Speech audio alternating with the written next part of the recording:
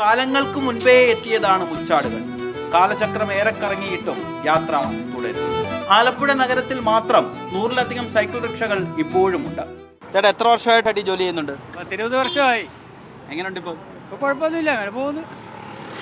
ഇപ്പോഴും ഇതേ ആൾക്കാർ ലോഡ് അടിക്കും? ഓടിക്കും. പണ്ടത്തെ അത്ര ഒരു തിരക്കുണ്ടാവും ഇപ്പോഴും? പിന്നെ നമുക്ക് അരി മേടിക്കാനുള്ള കിട്ടുന്നുണ്ട്.